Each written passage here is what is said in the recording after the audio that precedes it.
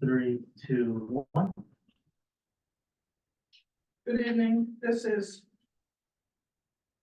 evening, this is a meeting of the Police Accountability Board for Wednesday, June 5th, 2024, and the time now is 6:34. And could you call the roll? Okay. I'll start by providing our public notice. Just a reminder for those who are joining remotely to access the meeting remotely, join from a PC, Mac, iPad, iPhone, or Android device using the URL provided in our agenda. If you do not wish for your name to appear on the screen, use the drop-down menu and click on rename to rename yourself to be anonymous. To request to speak, use the raise hand icon on the screen. If you're joining by phone, you may, if you wish to provide public comment during the public comment portion of the agenda, press *9 and wait to be recognized. Given that this is the first meeting of the month, I'll draw attention to our land acknowledgement. The city of Berkeley recognizes that the community we live in was built on the territory of the Hushun and the ancestral and unceded land of the Chochenyo speaking Ohlone people, the ancestors and descendants of the sovereign Verona band of Alameda County. This land was and continues to be of great importance to all the Ohlone tribes and descendants of the Verona band. As we begin our meeting tonight, we acknowledge and honor the original inhabitants of Berkeley and documented 5,000-year history of a vibrant community at the West Berkeley Shell Mound and the Ohlone people who continue to reside in the East Bay. We recognize that Berkeley's residents having continued to benefit from the use and occupation of this unceded stolen land since the city of Berkeley's incorporation in 1878. As stewards of the laws regulating the city of Berkeley, it is not only vital that we recognize the history of this land, but also recognize that the Ohlone people are present members of the Berkeley and other East Bay communities today. I'll now proceed to roll call. Chair Moore is absent. A leave of absence was provided. Vice Chair Wilson, we were informed, is running a few minutes late, but at this time is absent. Board Member Calavita. Here. Board Member Leftwich. Here. Board Member Blackaby. Here. Board Member Cayetano. Here. Board Member Moses. Here. Okay, we have a quorum. I'd like to acknowledge the staff that's present regarding the ODPA staff. We have Director Aguilar present, Investigator Wechter, Investigator Horton, and myself, Policy Analyst Murillo. On behalf of the BPD, just drag this over from my end. We currently have Lieutenant Montgomery. On behalf of the City Attorney's Office, we have Deputy City Attorney Hylas. On the City Manager's Office, we have Dr. Arredondo, Assistant to the City Manager, Rex Brown, DI Officer, and Scott Gilman, the Interim Director of HHCS. And I'd like to note for the record that Vice Chair Wilson is now present.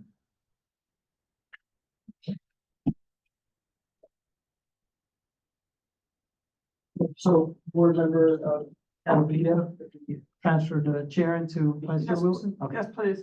Okay, but I don't have my script up yet. So, and I'll need some assistance. So let me call the meeting officially to order if that hasn't happened already. We're currently on item 2, approval of the agenda. So can I get a motion to approve the agenda? So moved. Second.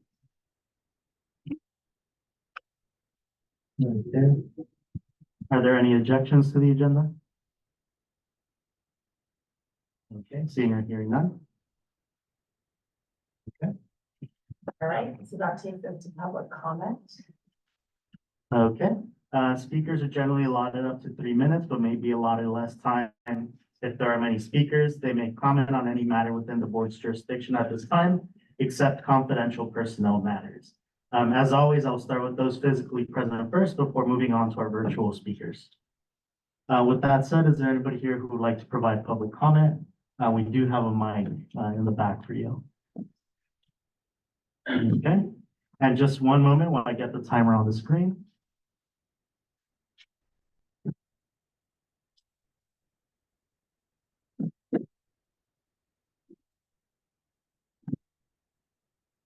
Okay, whenever you're ready, the 3 minutes have started. Thank you very much. Good evening, Commissioner. My name is Andrea Pritchett, and I work with a group called Berkeley Cop Watch. I've also served on the Police Review Commission in years gone by. So I appreciate the work and how difficult it is. I'm here to talk about, and I'm very interested in the conversation you're gonna have, hopefully, about the special care unit and how it is compatible or not compatible with current police policies. But what I just wanted to, so I'll look forward to being able to participate in that conversation as best I can. Right now, I just wanted to point out that on May 16th, there was a police action, at something called at the, Anna Head School. It's located, just east of Telegraph on, Channing. There was an occupation and some young people took over the house, there were a few arrests and so forth. But it was a situation that the University of California called for mutual aid from different agencies, but we were told, and our mayor tweeted out that Berkeley Police Department was not part of that mutual aid request. And that our officers were not involved in that action and so forth. However, as I was documenting the action, I did run into Lieutenant Montgomery, who, along with a fire truck, an ambulance, several police officers, were about 100 yards away from where, kind of where fencing was, where there was boundaries put up by the police. They were on a blocked off street. Asked them if they were participating in the action. He said, no.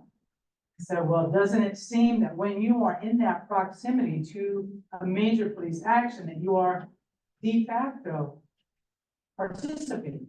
That you are helping to close the streets, that if the mayor later corrected his statement and said, oh, our resources were deployed for safety and precaution. Does that constitute a mutual aid deployment? If our assets are in support of a police action by the university, I believe it counts. And I think it's a very scary precedent to think that the police can't have it both ways. That they can participate in an action, but not document their participation. So I just want to flag that for you. I know that you're very behind on policy complaints, and that it's very hard to keep up with the number of issues that arise, but I thought I would flag that for you. Thank you. Thank you. Is there any additional public comment from those physically present? Hi, I'll keep this brief. This is just a logistical thing. I know everyone has been talking about meeting location, and I definitely appreciate wanting it to be easy for staff to set up and the amount of time it takes to do all this. But I will say I've attended Berkeley meetings for over a decade. I do think this is not a great place, in part because it reminds me of that movie Office Space where they keep moving the man into weirder and weirder locations. He's in the basement, no one can find him. This is just not a place where you're going to get public input. Like if you're at the senior center, people may be coming for other meetings and see you there and be like, what are they doing? I also really appreciated the comment some of the board members made about parking, accessibility, and safety. I mean, there's no one here from the public aside from us, but there is really no parking out there that I could find, and not that we should all rely on our cars, but some people need to.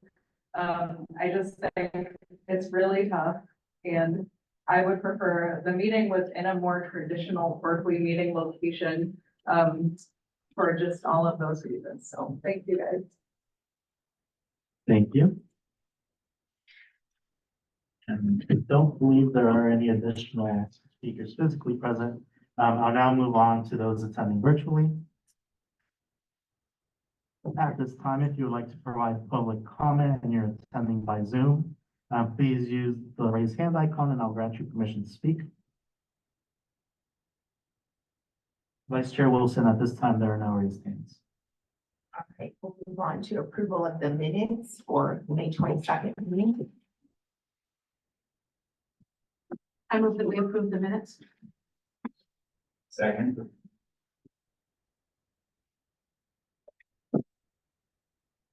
Okay, see, is there any objections to the approval of the minutes? Okay, seeing or hearing any, Vice Chair, we can proceed. Okay, the ODPA staff report. Thank you, Vice Chair Wilson, and good evening, board members, colleagues, and members of the public. And thank you for the feedback. We always listen to it from our office and find ways that we can improve the service for everybody. Before I get to our staff reports, I do also want to provide some space for our city managers, friends, to provide some updates if they have any. No updates at this time. Just wanting to again, acknowledge that I invited, my colleague, Scott Gilman. He's attending remotely. He's the interim, director of health, housing and community services. So we're, particularly interested in contributing to the conversation on item 9A, and we will do our best to answer what we can. And if anything, we will receive all of your comments, questions and feedback. And we want to make sure that that feedback is put into our next report and status update and reimagining. Again, we're slotted for fall 2024 comprehensive update. That's going to be something like a special meeting. That's all I have on my end. Brett, Thank you, Karen. Just briefly, I guess there have been some questions, first happy Pride. There have been some questions about Juneteenth. Lots of events are going on the 16th. The official holiday is Wednesday, the 19th. The city of Berkeley actually observes that holiday on the 21st, which is Friday. So just to, I know there'll probably be some confusion about the actual day, but wanted to clarify that for you, as well as we'll be preparing a list of events moving forward for the city of Berkeley. Thank you. Record, I had on my calendar that we had a June 16th PAB event. Yes. Yep. Yes, and that is our participation in the City of Berkeley Juneteenth Festival. So we'll have our table set up there. We did submit or distributed a sign up, so just we can plan accordingly and not have everybody come at once, just in terms of logistical coordination. But I do want to just provide some brief updates from our staff and perspective. This past week, our summer intern, Chloe Park, she started with our office. Right now, she's currently overseas, finishing some coursework. So we're getting her started remotely. She should be back stateside mid-June, and she'll be coming to the next board meeting, June 26th. She's a data science and urban studies major. She has interned with D7 and also did apparently contribute some to the discussion of the FIP extended support while she was in the D7 office. So that's something she informed me about. I'll provide her full resume or her bio, excuse me, at the next packet. Again, our admin is scheduled to start June 10th, and that'll be so this upcoming Monday. We'll again include that bio and her headshot in the next agenda packet. Our data analyst candidate is undergoing a background process. We expect the results by the end of the month, and potentially a start date sometime in July. With the collaboration of the HR department, the personnel board of the city, one of the commissions of the city, they unanimously agreed this week to modify the existing classification of the communications analyst to allow it for our office and other charter offices to use it. So that now allows us, if we get the funding from the city council, to be able to use the classification and not have to go through the process of starting a new classification. So that was very helpful that they able to amend that. Since the last meeting, we submitted the proposed the budget request memo that was proposed by Vice Chair Wilson and approved by the board. So it is in the hands of council and it will be considered, along with the budget conversation. The downtown task force, report was submitted to the city attorney's office for the charter mandated, legal review of it. They have informed us that they anticipate being able to get it back to us, in time for the next meeting. The chair of that subcommittee, Board Member Calavita, has informed us, she has a plan, leave on that day, so the board can decide to, or what July or what subsequent meeting they will want to, review that report. Gentle reminder that NACO registration is open. I have board members that have expressed, their interest in attending. The sooner you can inform me, it'll be helpful for budget purposes. So if you're interested, please let us know as soon as possible and we can procure, that registration and the lodging and accommodation for that. There is also a webinar coming up, June 27th. It's a NACO webinar, Constitutional Police Community Encounters. Is going to be, led by Captain Ashley, Heiberger. Am I pronouncing his name right, Jason? He's retired, Captain. Right, retired captain. What, his last name? Heiberger. Heiberger, okay. So he's retired captain.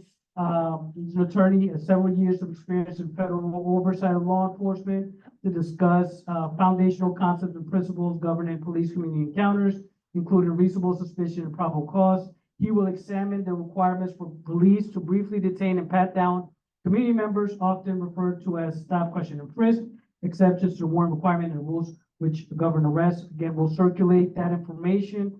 If you're interested in attending, it'll be on June 27th at 3 p.m. Eastern time. And the deadline to register is June 26th. Again, we'll circulate that information. I did want to allow our investigator, Jason Wechter, who's also involved with the San Francisco Sheriff's Oversight Board, tell us a little bit about a webinar that occurred this past week regarding sheriff oversight.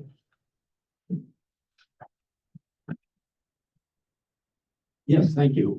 Last night, in my capacity as a member of the NACO Board of Directors and the San Francisco Sheriff's Department Oversight Board, I was invited to speak at a meeting of the California Coalition for Sheriff's Oversight.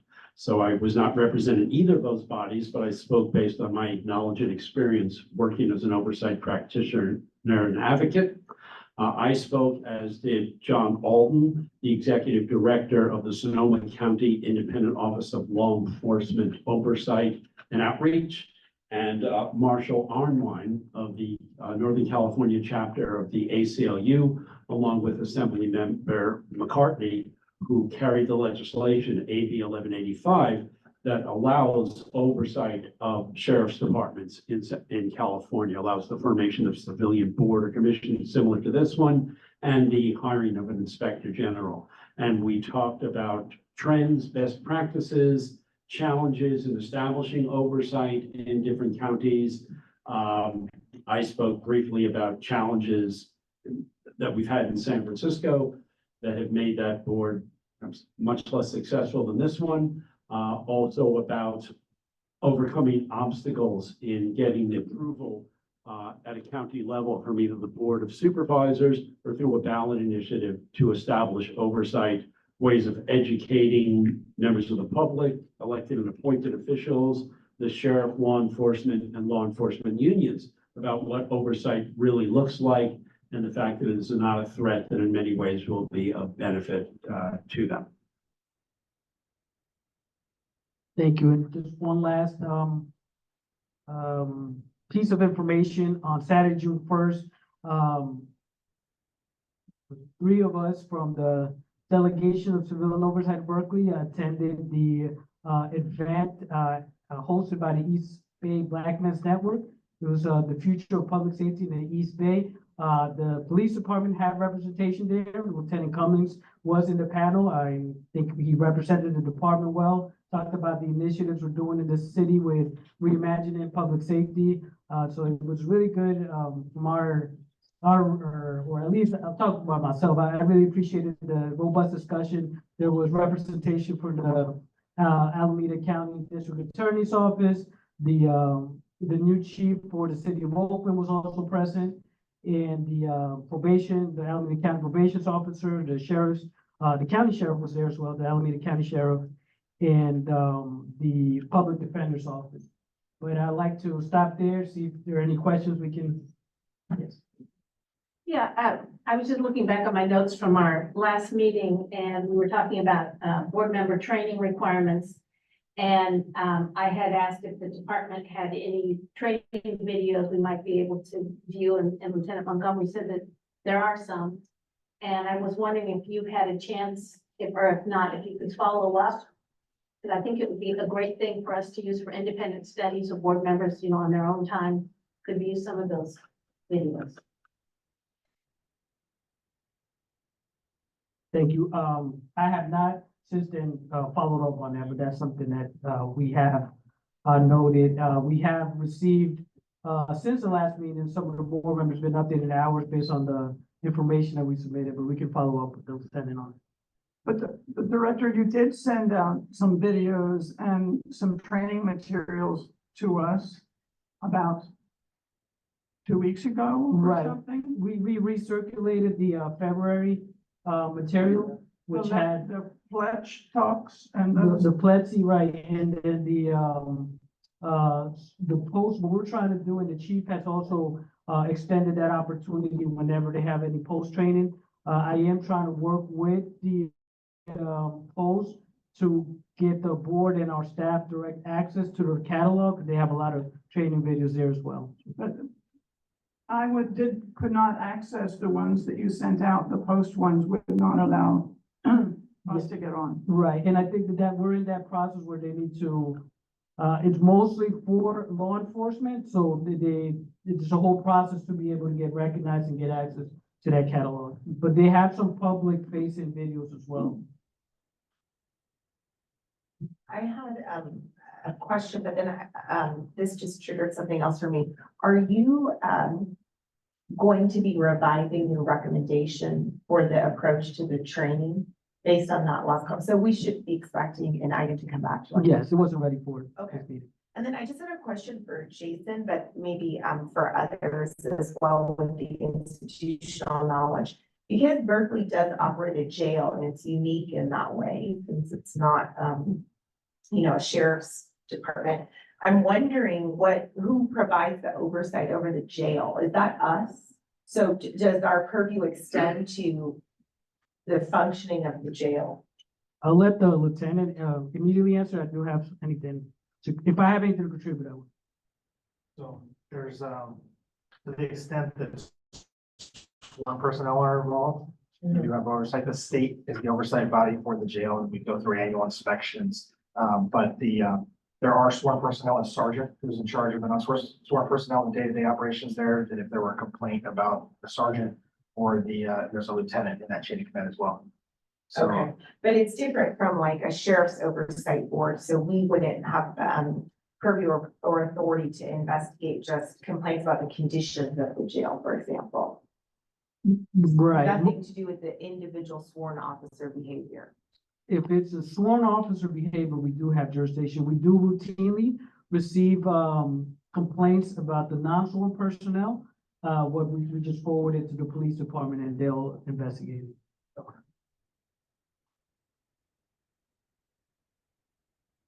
Director, I had a question for you. I read quite a long article in the San Francisco Chronicle about the computer voice stress analyzer, and you had been interviewed or asked some questions by the author of that article, and you responded that you weren't clear on where things stood in terms of the use of the CVSA in our department, because our department was listed in the Chronicle as one of those using it.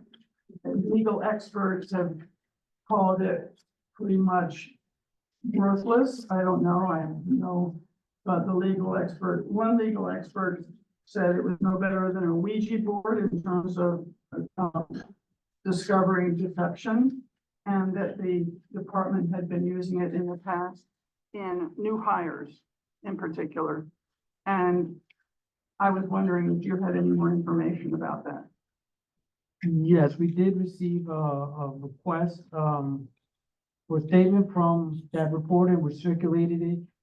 What I was responding to was the fact that we are aware that the department does have it within their policy, the ability to use it. We don't know because we haven't faced an issue directly, whether they're actively using it or not. So that's not something that has come across in our investigative duties at this point, but I was informing the reporter, we are aware that this technology exists, that there's language within the Berkeley Police Department policies, and that we know about some of the criticisms of its use, but we have not seen it as an issue directly, and certainly during my tenure. And I reviewed records I couldn't find any specific link where the PRC and or the PAB have studied this issue. Okay, maybe I'll ask the chief when his, And the chief is raising her hand. oh, yes. Hi, good evening. Happy to talk about that issue now since we're on the topic.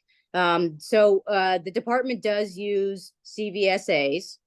It is something though that we have used for 25 years as a pre-employment supplemental to a background investigation. So, for example, a lie detector test, polygraph, CVSA, they're not required by post as part of a background investigation, but many agencies use that as a supplemental piece of an investigative process, a background investigation process. So we have staff trained in the use of that system, and that's just a tool that we use for our backgrounds. It is not a, in and of itself, something that would disqualify a candidate, but it's simply a way for us to have an additional check and open up a space for additional investigation for a background process, if that makes sense. And we're absolutely aware of the limitations around lie detector tests in general, and it does not replace any part that's post required as part of our background, but simply a way to corroborate information that we might learn elsewhere in the background process. I think that a lot of the lean on the article was, I think, related to the use of CVSAs for criminal investigations. And while our policy doesn't specifically preclude the use of CVSA for our criminal investigations, it's not something that we routinely use. In fact, it's been many years since anyone could even recall someone using it in a single case as part of an investigation. And certainly it's not something that our current DA or our prior DA was actively asking for in a criminal investigation. Thank you. I have a follow-up question, but it's not really, it's sort of out of turn at this point, right?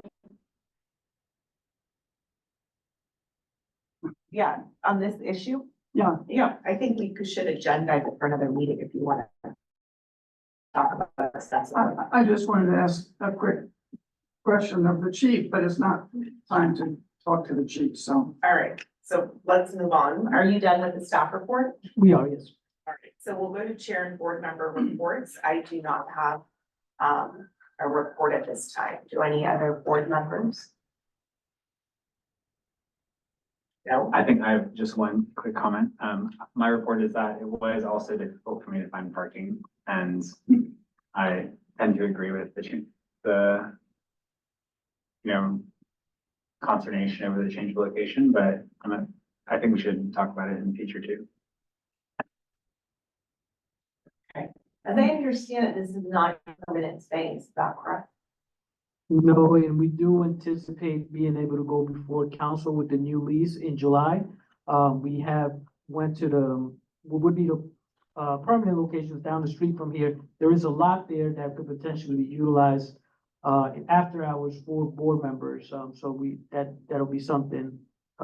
But yes, this is our temporary location. Until July or? So first the council has to approve the lease, and then because of the budget adjustment, the new fiscal year has to start, and they are finalizing some of the improvements there, putting the infrastructure for the network. So we're probably looking realistically at the end of August, early September moving date. And we have no meetings in August, is that correct? No meetings in August. All right. So maybe at the next meeting, you could just give us an update on the timeline for the move. Okay. Any other Board member reports. Okay, the chief's report. Hi, Board Member Calvita, did you want to ask that question now before I give my brief statement? Well, I was just, I don't know anything about this technology. All I know is what was in the article, and there were many legal experts who were interviewed there. And there doesn't appear to be any scientific reason for using this technology. And I'm just wondering if you know that there's contrary opinions, or why is it that we even retain it in our policy? Well, the reason why it's in our policy, it's not that it's in our policy. Our policy doesn't name that it's forbidden. And certainly, as we experience different technologies or utilize different technologies, there are investigative techniques that, based on the fact pattern that you have in a case, might be useful. There are individuals you'll interview sometimes who feel very strongly that those tests have a strong foundation. And so they're more likely to be honest with you if they know they're undergoing a test that's testing for their honesty as they're providing answers. A lot of the background process starts with an individual providing us a detailed personal history statement where they share information. And knowing at the back end of sharing information, they're going to go through a testing process that's going to vet the validity of that information, is a way to ensure that people are focused on telling the truth in the process. And of course, we understand the limitations of the test and the fact that that there are techniques for tricking the test or manipulating tests, and that's why we don't use it as a conclusive piece of evidence, but simply a piece of the process. And certainly, I know there's times we'll take a case to the DA's office, and like I said, it has not been the case for CVSA, but there are times we take a case to the DA's office for charging, and they'll ask us for specific technologies or specific examinations to occur. And so we don't have a practice of having limitations in our list of available techniques. Thank you. Great. Okay. And happy to answer more questions, Board Member Calvita. If you ever want to give me a call, happy to talk more about it if needed. Thanks. A couple things I wanted to share today. One, just wanted to acknowledge that we've just started Pride Month. The Berkeley Police Department is a strong supporter of our LGBT community, including those of our department that are part of that community. We have a number of efforts underway within our agency, longstanding efforts that we have, including we display a pride flag in our lobby. Our officers and professional staff are authorized to wear a lapel pin during the month of June.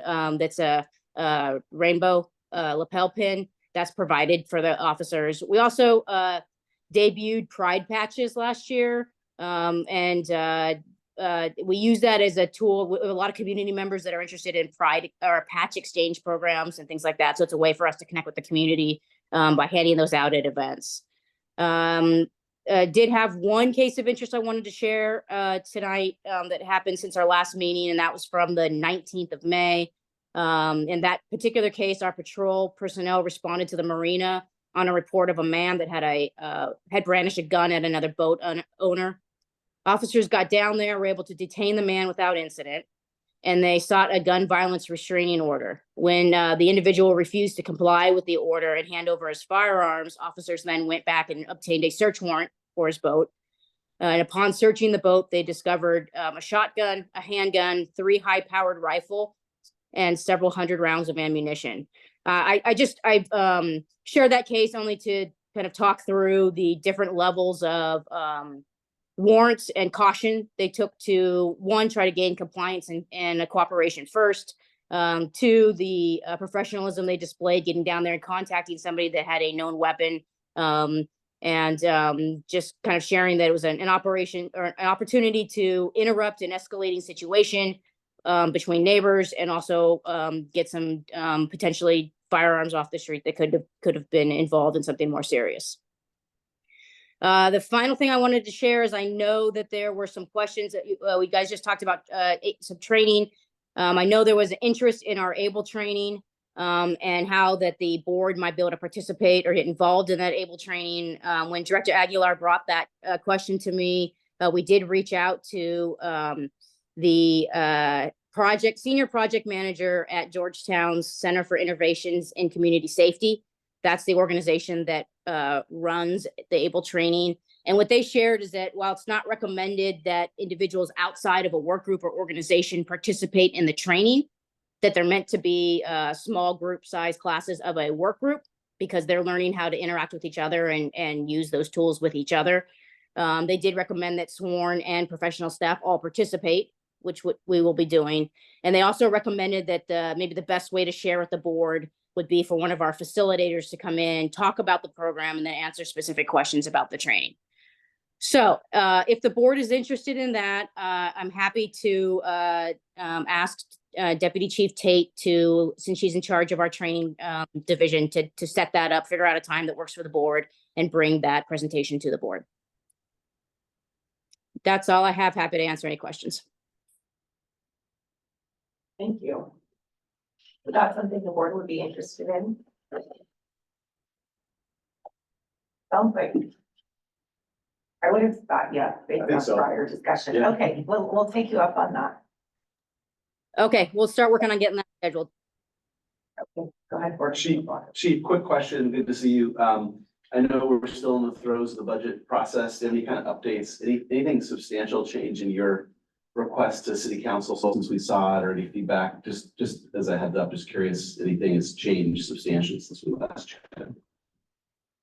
I think the only thing I can share after the budget meeting earlier today is that I think there's kind of awareness on everyone's part that this is a very tight budget cycle.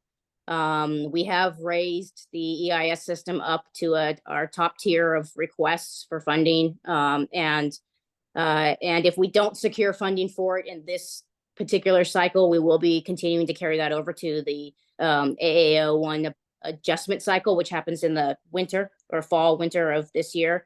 But other than that, I think it's there's 2 more meetings planned with council, and I think it's still in the mix of a budget process. But I think the clear message is that there's not a lot of extra funds out there. Thanks. Any other questions? Go ahead. Yeah, quick question, Chief. It was about one of the comments made by the public for the May 17 action. I just am curious about if the department is required to make reports whenever there's a request for mutual aid and they participate in that mutual aid. I'm not familiar with the process that happens after the department gives mutual aid. So if you could just shed light on that. Yeah, of course. So maybe just a little background. There's a mutual aid coordinator in every county.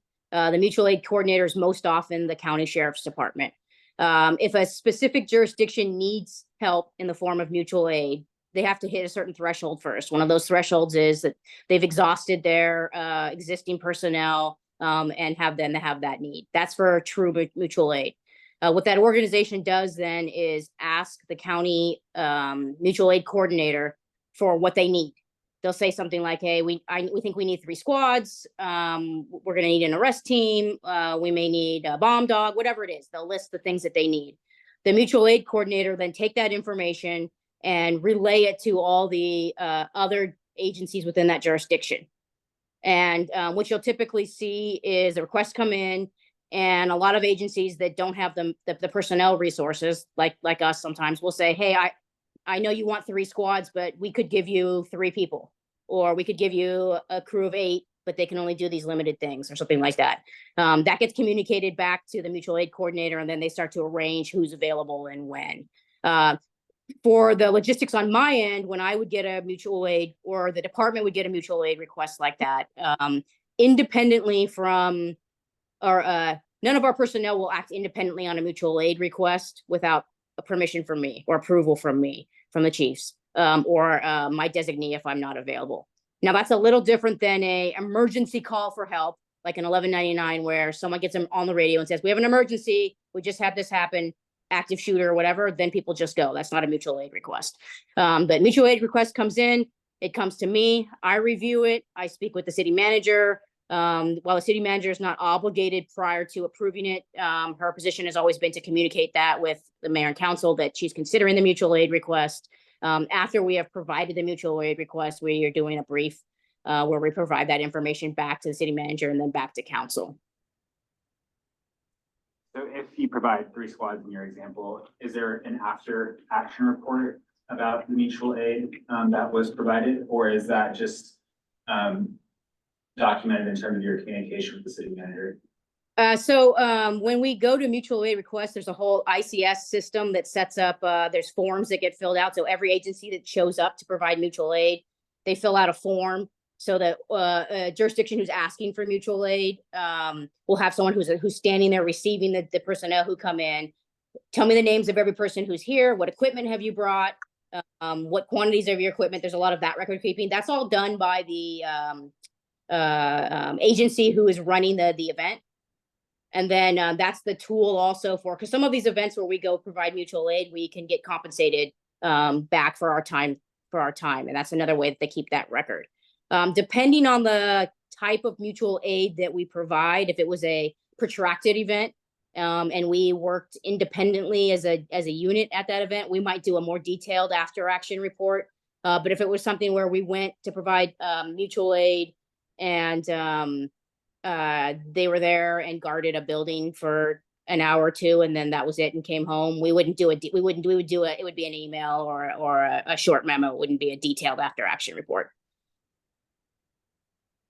Right, I remember I had this question when there was the People's Park container, and then you were saying that you didn't provide mutual aid, and I had the question about like, well, what is mutual aid? So when the department's, setting up a rendezvous point, like for example, during the People's Park incident, there's not necessarily that type of agreement going on in that instance where you're not providing resources, you're just sort of like, I guess, patrolling the area. Is that what the situations are like? 'Cause now it's the second time.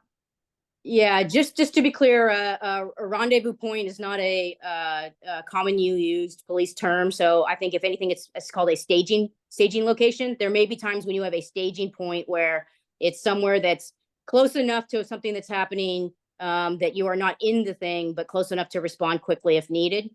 And so you might hear that terminology as staging point.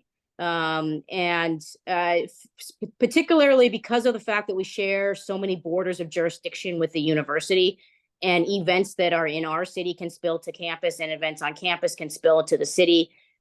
Typically when there is something going on campus, our either bike unit or our beat officers or some other unit will just be generally monitoring in case it comes into our city and there's issues in our city that need to be resolved in that manner. And so all of our efforts around all of the People's Park activity has been to do 2 things. One is to ensure that the greater area around in our city is secure, to ensure that people who are lawfully protesting have a safe space to do so. And then also we have a responsibility to provide protection for our fire department. So our fire department, if they do not feel a scene is secure, will ask us to escort them into that scene while they do whatever fire medical efforts they have to employ. And just as a point of clarity, while on UC jurisdiction, the Berkeley Police Department does not handle calls. The Berkeley Fire Department does service UC property. Yeah, thanks for answering all my questions. I appreciate it. Yeah, of course. Any other questions? So quickly to follow up, the May 17th incident with the house that was cleared out, was that not our participation and that was not considered a mutual aid? Is that what I'm understanding? We did not respond in any mutual aid capacity for that event, no. So there's no remuneration in terms of funding or anything? No, asked the department or asked the patrol division to staff up in the same way we would if we had any other event, protest related event or a large scale group event, which was a couple extra officers monitoring. And then again, we were concerned that there was a risk in that abandoned building of fire or some other injury occurring. So we were staged or working with BFD in the event that they would have to go to a medical call in that area. Thank you. I think Yeah. there is a lot of recurring interest around the topic of mutual aid and our MOUs with other agencies. So I'm wondering, Director, if you could work with the chief to agendize at some point that works for the department as well. Just the topic as an agenda item. One of the things I know that I've requested is an updated list of all the MOUs, and I don't think we have like a current updated list. That would be helpful as part of that agenda item. And just to more broadly, have this dialogue and educate, get us all sort of on the same playing field on the topic. Well, perhaps that could be a training session since we need the training and that Good idea. seems to qualify. It would qualify. Yes. I hope it would. Okay. All right, I think we're ready to move on to subcommittee reports. Okay. As always, I'll just go down the list, and if the subcommittee needs to report, we'll go ahead and hear that out. We'll start with the regulation subcommittee. So, Board Member Leftwich and I are going to meet with the labor negotiators next week to discuss what has been done and next steps, and as representatives of the PAB, what our concern is about various issues, changes, etc. So that will be happening next week, I think Wednesday. That's all for me. Okay. Fair and impartial policing implementation. Well, that's been sent forward to council, so nothing more to report there. Do we need to continue this subcommittee? I think that can be dissolved probably. For the moment, Yeah, unless there's follow-on work in subsequent. unless it, yeah, it may be a standing committee. It was our recollection that it was a council, Yes, you're right. directive, so if you want to discontinue, probably Yeah. have to check in with council and let them know The what, Yes. council directed to establish a subcommittee? to No. monitor the implementation of FIP work, is that correct? Yeah, we're responsible for monitoring the fair and impartial policing. Right, I And just the wonder if we have to do it through a subcommittee. Might as well keep it there. Okay. I think it's good to have it. Okay. Surveillance technology policy. Board Member Calavera, Chair Moore. I'm not aware of that. There's any updates. Policies and practices released to downtown task force and like unit allegations. That is, the subcommittee has completed our job on that with the help of the staff, and it is, as the director mentioned, in front of the city attorneys right now, and it will be ready in a couple of weeks. But I won't be at that meeting, so hopefully we'll talk about it the following meeting, or maybe even have a special meeting, I don't know. Body worn camera policy, Board Member Leftwich, Board Member Cayetano. No updates at this time. Conflict of interest. Okay. Policy review subcommittee. Yeah, I can report on that. We are making a lot of progress. We've been meeting almost weekly. We met today and we'll be meeting next week. We met, I think it was last week, maybe it was the week before, with Deputy Chief Tate and Sergeant Spielman. And that was a really productive meeting. And then we're going to be meeting with them in a few weeks, and we will hopefully be done with our draft. The goal was to finish up our draft of policy 307, the lexical policy. One thing that's unfortunate that came up at the last meeting is just that unbeknownst to us, the department was working on its own edits to 307, so we've kind of been working in parallel, so not the most efficient way to do it, but I think there's going to be good collaborative effort with the members of the department. Can you remind us what 307 is? Yeah, sorry, it's a vehicle pursuits policy. And it's more complicated than I think we originally would have thought. It's kind of a complicated topic. Okay, budget and metrics. Vice Chair Wilson, Board Member Blackerby. Updates. Outreach and engagement, Chair Moore, Board Member Blackerby. Just a comment, Director, we should work together and try and get a meeting scheduled to talk about, we're talking about the rollout or dissemination of some of these reports. And I was remiss, I was going to try and do it before this meeting, we didn't get a chance to, but we should just try and do it for the next meeting. So I'll work with you separately on that, because I think Board Member Calavita would probably want to be involved. We could start talking about the rollout and dissemination community meetings around some of these reports. We just want to put together kind of a strategy, and so we need to bring you into that with some of the staff and board members. So I'll work with you on that. Director. Okay. Off-duty conduct, Board Member Cayetano, Board Member Lethbridge. I have no update, but I do want to say that I want to meet with the department before the August recess. And I also might ask the director's office to help with a report in preparation of that meeting. So we can communicate offline about that, mainly about investigating what other jurisdictions do with off-duty police conduct and their policies, because there's a lot of information out there that I would like help on. Okay, and operations and processes. Vice Chair Wilson, Board Member Moses. Okay. Nothing. Can I ask, were you, was Board Member Cayetano officially appointed as the EIS? I was. I'm wondering if this document could be amended to say subcommittee and liaison list, so we could add EIS, just so that we could, get an update as appropriate on EIS. Yeah, I think Okay, Yeah.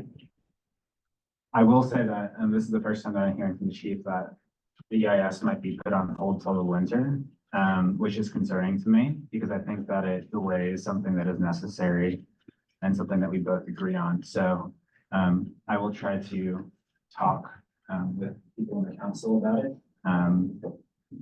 to see if we can, prioritize it even more than it is right now. And to be clear, it's the new version, it's, they already have some budget for the consultant, but it's the change, that's what. Yeah, I think there is 100,000 allocated for the consultant, which Right. I think should be rolled into the actual system itself. Yeah. So it doesn't actually require, any more money. But it's the ongoing It's commitment. the ongoing commitment that is being hung up, and because you're implementing a system, it requires an ongoing commitment. So I think that's what they're concerned about. Okay. Right, let's go to new business, 9A, SBU. Is Board Member Calavita going to take the lead on this? Yeah. So it's come to my attention that the specialized care unit, which was formed by the city to deal with cases of mental illness that don't require police presence, is up and running, I believe, 24 hours a day at this point. No? I could provide a little bit of, Yeah. the hours in front of me. So the updated schedule is, Sunday through Wednesday, it's 24 hours, and Thursday through Saturday, it's 6 a.m. to 4 p.m. So I want to say, since our last update, there were 6 vacancies, in the unit. So as they work to staff up, they're getting that much closer to 24/7 operation. Okay, this is Bonita House. Correct. Right, With this. okay. Okay. So, yes, and, you can maybe help answer a couple of questions that I have about the role of the specialized care unit and how it interacts with the police department, because it was my understanding that the SCU was formed as a way to take off of the burden of the department some of the things that don't require a police presence. And in my ride-alongs that I've had with police, not as many as I might have had over the years, but I have had some. So many of the calls that they receive are for issues of mental illness. And so understandably, we now have this new unit, the SCU, that's meant to deal with that. And so I'm wondering exactly what is the relationship, the connection between the SCU and the police department, number one? And what is the process through which the SCU is brought in? So I'll just kind of provide like a very brief overview of the role of the specialized care unit, and then I'll defer to my colleague, Scott Gilman, interim director of HHCS, to kind of fill in the gaps in case I may have missed anything. But the specialized care unit, it's a 2-year pilot program that's currently, I don't kind of note in our status update, I think this is on page 19 of the agenda packet. It's currently a 2-year pilot model. It's primarily being funded by American Rescue Plan Act dollars, as well as mobile crisis care unit grant. So where we're at in the budget process, just kind of talking about that first. I believe the specialized care unit is funded through fiscal year 25. And at this moment, we're trying to explore potential Medi-Cal billing, but for it to operate annually, fully staffed 24/7, it would be about $3.6 million per year. So that's something that, you know, HHCF, Bonita House, and the city is trying to explore institutionalizing it. But it's not a co-response model with police. It's completely separate from police. It has its own dedicated phone number. And its role is to respond to mental health crisis or substance abuse crisis instances.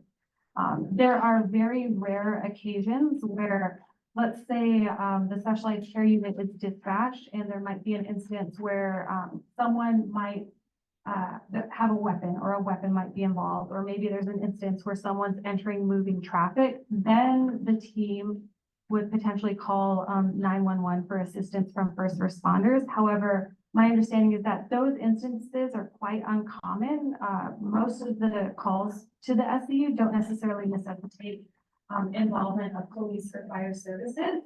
And just kind of talking a little bit about the structure of what the unit looks like. So each team has 3 people, 1 EMT, 1 peer support specialist, and 1 clinician. And let's see if there's anything else that I've missed. In terms of sort of getting into the nitty-gritty of like really understanding the types of calls that are coming in from the specialized care unit, one of the things that you'll notice in the Reimagining Public Safety update is in tandem with the specialized care unit implementation. HHCS has gone into contract with Resource Development Associates, also known as RDA, that is doing a program of evaluation of the specialized care unit as well. Scott, is there anything else that I may have missed where you might want to fill in the gaps? You know, I think you did a great job of covering it all, Carrie. I just want to stress it's a pilot project, and I know that folks want it to go fast and to you know, meet all the needs, but this is a learning pilot project. So when something comes up, we slow down and learn, and then take corrective action, you know, as we need to.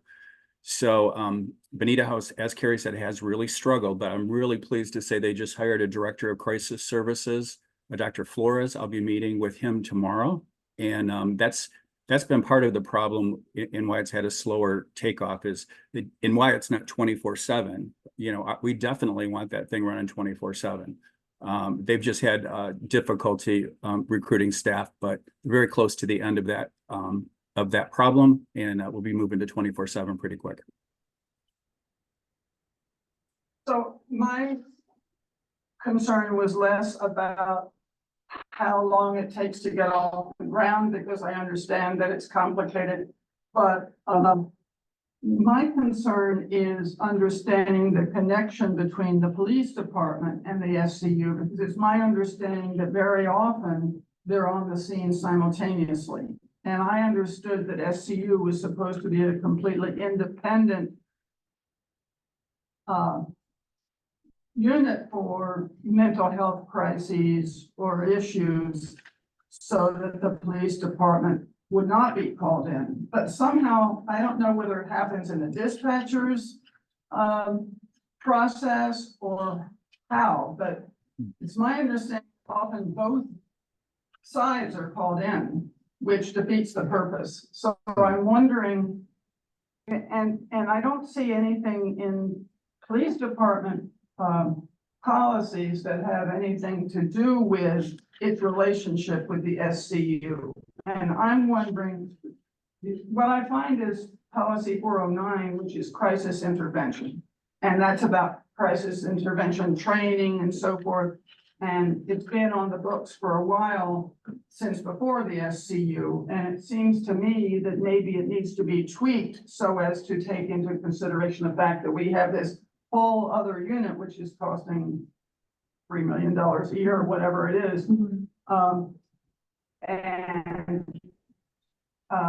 maybe not living up to its potential if in fact the department's called into.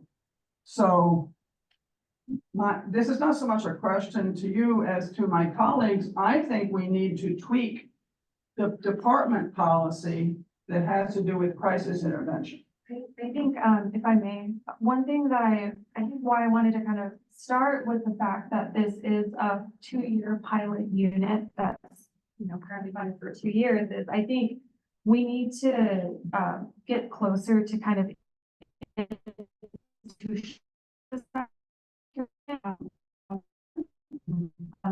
and I don't necessarily want to Berkeley Police Department, but just generally speaking, I feel like updating a policy could be particularly complex because you have to think about not only the institutionalization of the specialized care unit and securing sort of the permanence of it, but also thinking about the comprehensive evaluation period of it, and then from there, thinking about stakeholder engagement, legal and labor considerations to ensure that if there is going to be a policy update, policy, I'm not entirely sure if it's something that can happen quickly.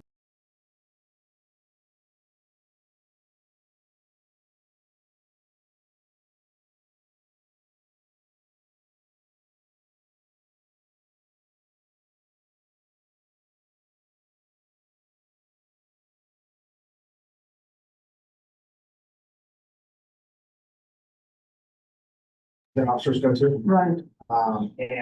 There is some points where it hits on our interactions with Berkeley Mental Health, the mobile crisis team. And you might kind of see that as like a parallel to the now new SCU, but we still have those same interactions the same way with Berkeley Mental Health and the mobile crisis teams. So that probably wouldn't be the place to nest something about the SCU.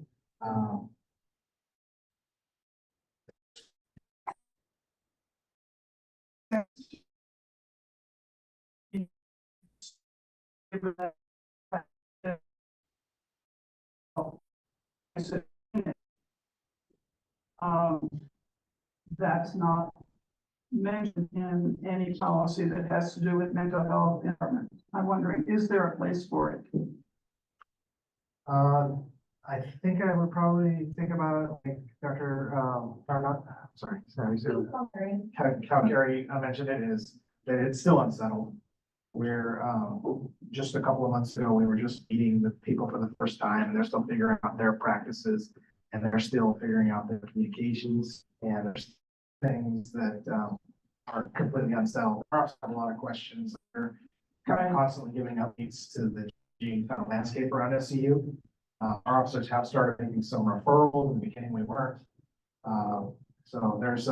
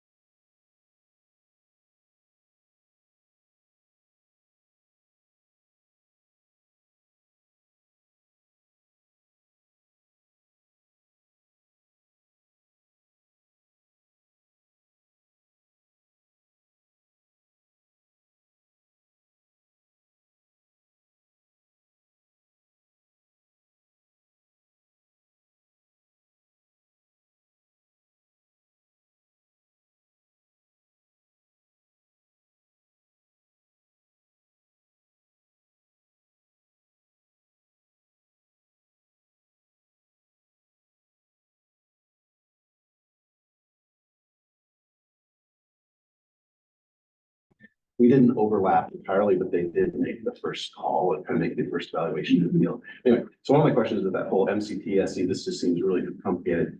And two is, I just don't know how many people know the number. And so is there a better way of routing people into the process, like through dispatch or something else and triaging it from the beginning? Because most people are just gonna call the police or they're gonna call 911, they're gonna do something for response rather than have to remember what's the number for SMC, like who's gonna do that? Right. So those are, I think, my two questions are, why are we have two pieces? And are there other ways of routing people into the right coverage and triaging it from the beginning? Sure. So I would definitely want to defer to, interim director Scott Gilman about the kind of the nuances between the specialized care unit and the, mobile crisis team. But I talk a little bit about, sort of the triaging. You know, the contract with the city for an assessment. I think it's a capacity needs assessment, all about that triaging there, really looking at not only evaluating the specialized care unit, but also looking at sort of the categorization of types of calls and dispatch and things of that nature. One of the things, this is a little bit of a plug for our report, but in terms of the budgetary recommendations that we put forth for informing phase 3 to align with the new fiscal year, there is funding request that I put in a public education campaign. Not only to support public education the Berkeley before of the gun violence intervention and prevention program that we're rolling out, other zero, anything related to prevention public safety. So my hope and goal is, you know, us to kind of cross the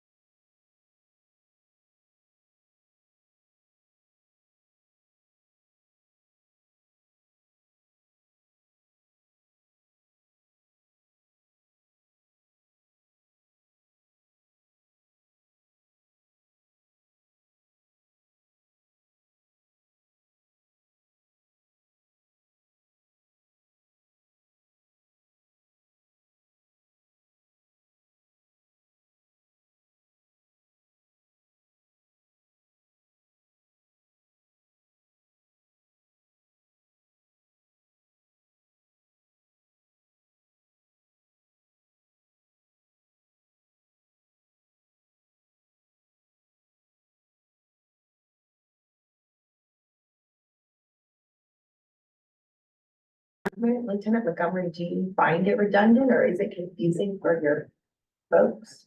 No, because, the whole Berkeley Mental Health Mobile Crisis Team, I want to say they're like 40 years old. So they've always been a resource that has been available in my career. They have limited hours. Those instances, some of the mobile crisis workers that come out are doctors. They have long-term case management with patients, like for years and years and years. And they have certain follow-up care that they offer to people who seek their services.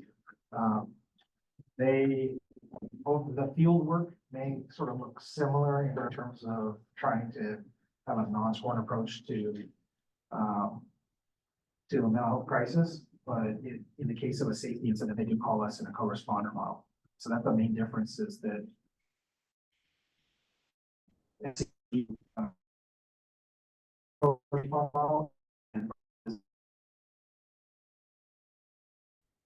I was struck by something different looking at this report, which is the cost. Which is quite significant and the relatively low numbers of people served. And I have questions in advance about sort of comparing the cost of the call per service for the FEU versus the BPD call per service. But I'm wondering, I'm hearing this what the scope of work is specifically for the evaluation that's going to be conducted. I think that might be instructive. Maybe that we should focus.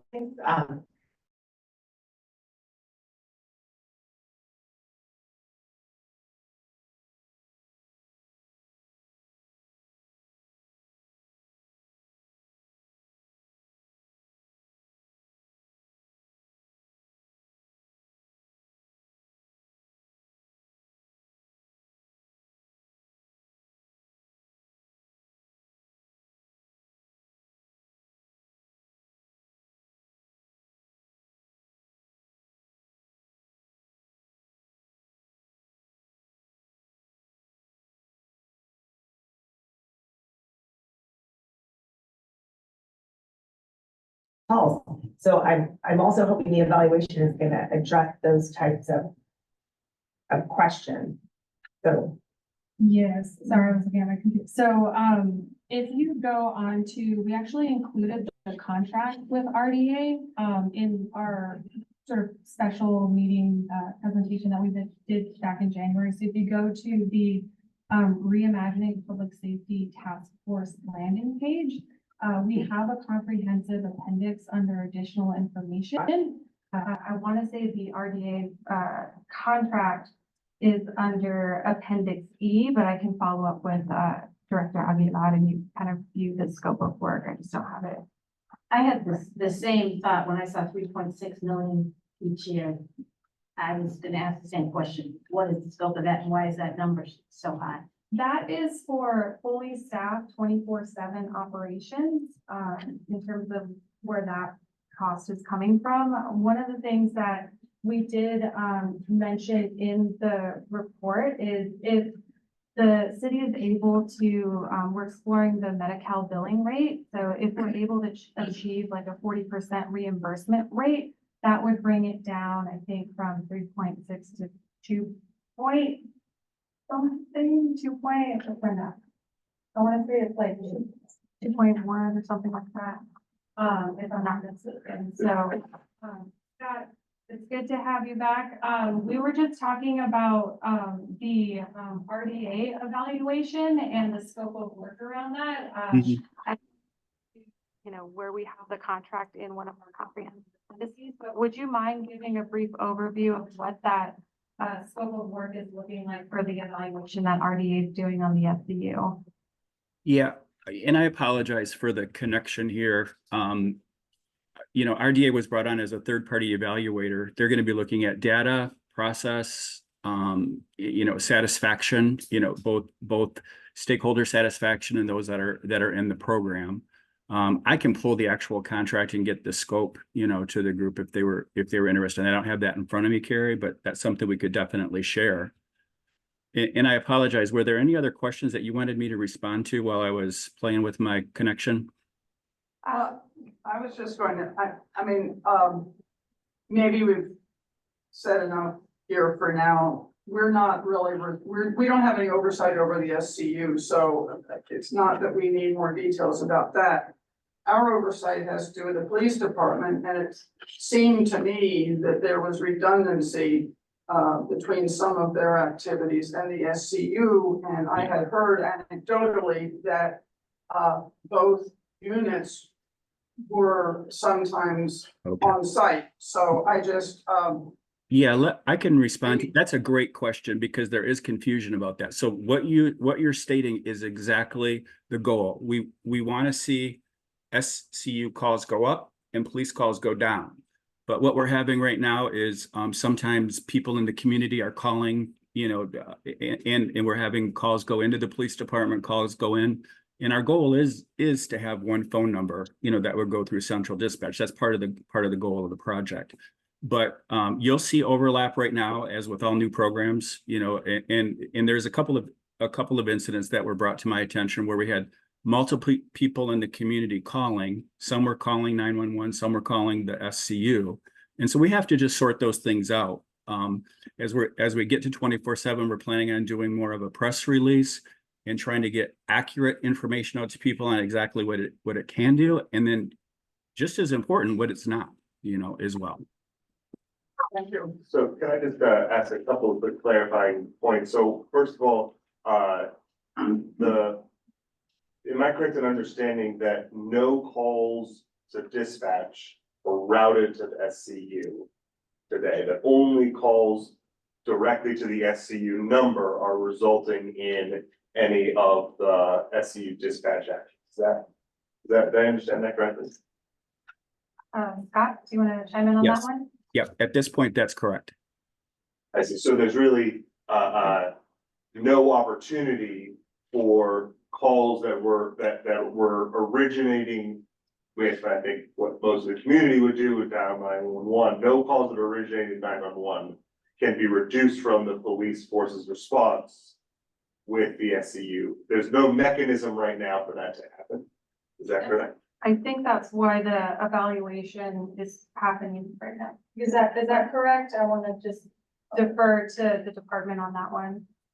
So, Yeah, so but there's space for policy. Yeah, I'm sorry, I see your hand raised, but I am really following the process in our standing reg, the public comment at the beginning or the end of the meeting, so I'm not gonna take public comment. should we perhaps waive the rules because Andrea Pritchett is on the SCU task force and could answer some of our, unless you want to cut the discussion. It's not cutting the discussion, I just think we should have structure and process for our meeting, but go ahead. I think you were in the middle of saying something. I just want to double check it, but I want to defer or give Andrea, who serves on the steering committee, just to confirm that, only because I'm, still relatively new. So Andrea, if you want to. Then you would need to waive the rules to essentially maybe have a public comment period now, because otherwise it's very selective.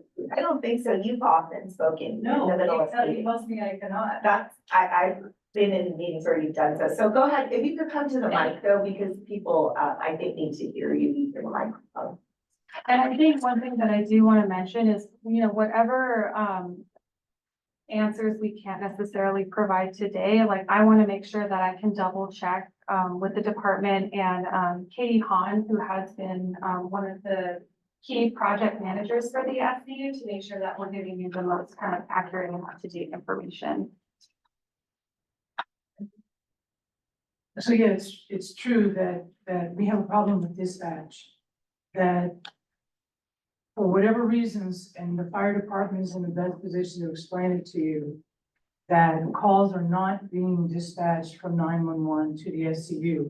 If police arrive on scene, that they have the discretion to call the SCU. But the problem is that when the SCU and the police respond at the same time, the whole idea of having an alternate, you've got to go back to the time of George Floyd and when this thing was created, that the idea is identifying that there's a lot of public distrust of calling the police, calling 911, because if it's a drug-related incident or overdose or something like that, that people get really, they don't want to call the police, they want a separate number. But if the police and the SCU respond at the same time, what happens is that the SCU defers to the police. And so I'm also a member of Cop Watch, so we document, we watch.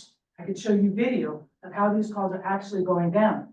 The police are not standing down, they're not yielding to the SCU. So what it looks like to the community is that the SCU is performing the exact same, it looks exactly the same as mobile crisis team. And so what it's gonna do is it's gonna sink the ship, that people are not gonna be, that the public confidence is not gonna be what the SCU was supposed to be. Right, I mean, If the police don't have a protocol, or if we cannot communicate to the community what to expect when they call SCU. So there's two issues. One is what the police do. Will they stand down? Will they defer? Will they yield to the SCU? And number two, can we straighten out dispatch so that this whole multi-million-dollar project will actually be used?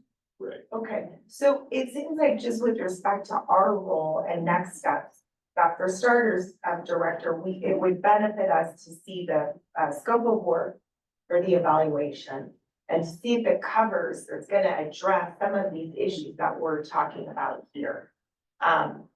And then I don't know, Board Member Moses, do you want to follow up on that? Yeah, right, so I think it makes a lot of sense, because that is not the understanding of what I understood the SCU's role to be, that it was more about, intervention when, you don't need an armed officer on site, but it's mental health, as opposed to an alternative number to the police for the community. So I do think that clarification. I do just want to ask one other follow-up. And again, very straightforward, is the 2 to 5 responses a day number low because of capacity or low because of volume? In other words, is the SCU capable of handling 15 to 20 calls a day, but they aren't coming in? Or is it a staffing problem that if there were more calls, it could handle it? I'm going to defer to Scott on that one, but my initial understanding is that the reason why the calls are averaging or appearing lower is because there's a soft launch and ramp up. So there needs to be more staff hiring to be able to respond to those calls and there were limited hours. So initially, you know, I'm trying to remember what the initial hours were. 6 to 4. 6 to 4. So now that we've expanded to, Sunday through Wednesday, 24 hours, and now Thursday through Saturday, 6 to 4, as we continue to move towards 24/7 operations, my impression is that the calls, you know, there will be more calls response. Well, just to cart and horse this a little bit, if the case is that during the 6 to 2 period that you were available, you were only getting 2 calls in the day, then expanding those hours doesn't necessarily mean you're gonna get more calls. It just means there's more people available for calls. And that's what I'm trying to understand. Is the low volume a result of, there were calls coming at 8 o'clock at night that there was nobody to respond to, or there are calls during 6 to 2 hours that there's not enough teams to respond to, and there's more demand than there is supply? Or are we in fact operating with enough supply and it's the demand and it's the community conversation and the connection with dispatch? Is it the cases or is it the people? Is it interim director? Yeah, I want to give Scott the opportunity to our interim director to speak to that a little bit more. Sure. So we know that the current volume is way too low. And exactly why it's low is for, all the reasons that we've been talking about. It's been a slow rollout.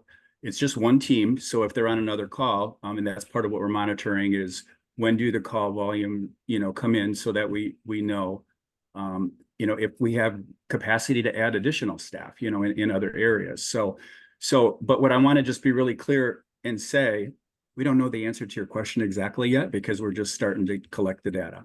So I don't want to try to buffalo my way through this answer. We don't know the answer to those questions just yet, but we will. Yeah, I just kind of want to recenter the conversation on the relationship between the SCU and the department. I think there's a lot of questions that we can ask about just the SCU's internal operation, but it's not really part of our jurisdiction.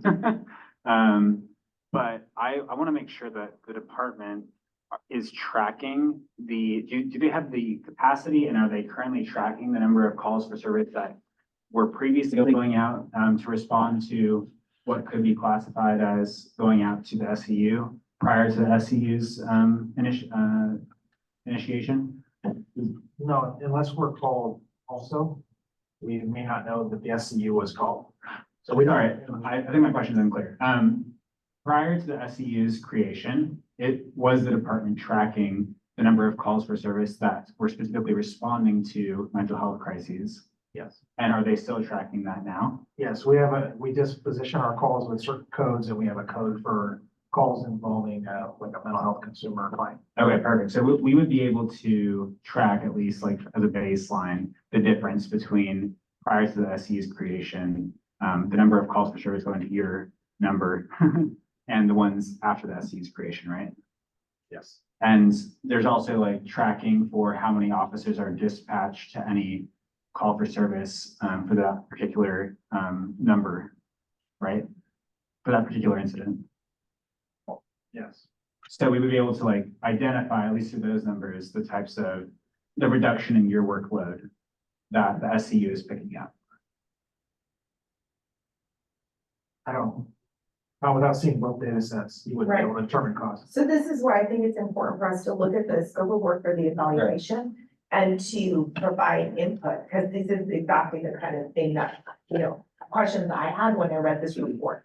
And it does tie, not in terms of the relationship, it also ties to our oversight of the budget or our ability to provide input into the BPD budget. Because if the SCU is fully functioning and thriving, presumably you would see a significant reduction in certain calls for service types.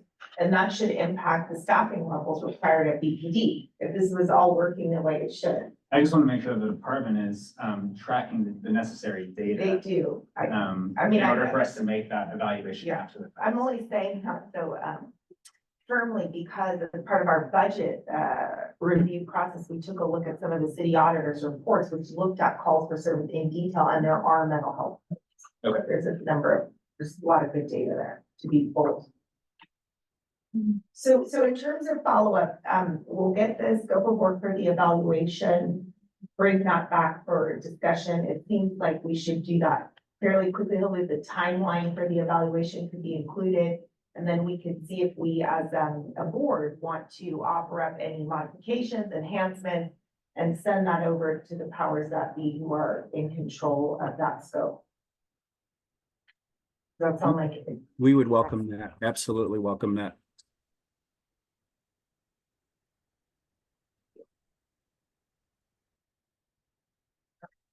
Nothing else on this topic. We're ready to move on. I think to you, Director, to present a proposal to us. Sure, and just for the record, and we'll include in the minutes that we circulated, but one of the city auditors report that was just referenced, it was on July 2nd, 2021. It's called Data Analysis of the City of Berkeley's Police Response. And that's where they go into some of this mental health call.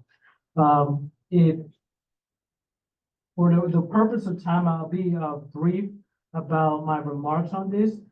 There's no immediate need other than to bring to your attention that one of your functions as an oversight body, outside of being an investigative body, you also have review function. And that's only triggered if and when a member of the community it receives a disposition from the Internal Affairs Department where they one of the allegations not sustained, they get the opportunity to go back to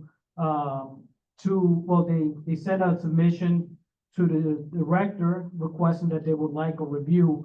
It provides under the charter discretion for me to review the case file and then either present it to you or not accept it for whatever reason. I wanted to we haven't had the opportunity during my tenure to do one of these reviews of internal affairs, but I wanted to make sure that especially new board members and members of the community knew about this provision in the charter and also try to get ahead of it and start thinking about ways that you could potentially systematize a review of the internal affairs case. In my work in the city of Charlottesville, I did a neutral evaluation of an internal affairs case. And I created a rubric there that I used. You don't have to utilize that one. I just put it as a potential reference point. But I essentially went through the case and I looked at the thoroughness of it, whether it was impartial, and I provided a score for it. And again, I'm just bringing it to your attention to raise awareness about this provision and also to, if you're interested, nudge you in potentially creating some sort of rubric or some sort of system to do these reviews. And I'm happy to work with you if you want, or see in what way we can support from the office perspective. So for clarification, this is only for cases that go to IAB and not the PAB first, is that right? So that is one of the interpretations of the charter, that it is in cases where there's no parallel investigations. We have not received the case where this could actually play out, so. Because most of them either go to PAB only or PAB and IAB. Is that right? Well, no, nothing goes to PAB only. So if a PAB receives it, Right. you're obligated to send it to BPD, Yeah. but if BPD receives it only, you're not, you won't necessarily receive it, and you don't. That I have noted, and I don't know if this is a longstanding practice, Lieutenant, I don't know, but the chief does include in her closure letter to the complainant, that they do have the opportunity to request a review. So I don't know if that's something new or if that's something that was always done within the department. Since the, charter amendment that's been added.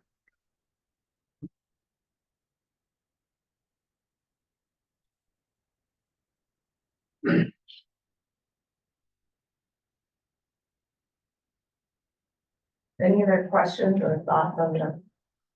And so to Direct date, direction. no one has requested a review at that point? Since you've been, During my tenure, there were 2 cases where it was done. The time that they requested it, it was near during the 240 deadline. So the way the charter is written, even this review has to be done within the 240 days. So there was no opportunity for this to play out.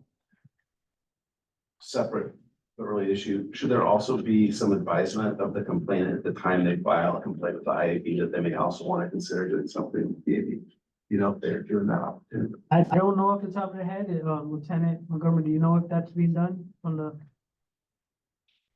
I don't know what the current forms look like. I do know that we provide information on filing a complaint, both at the PAB and at the department. Okay. On the back of our business card, Right. the extent of the city's website.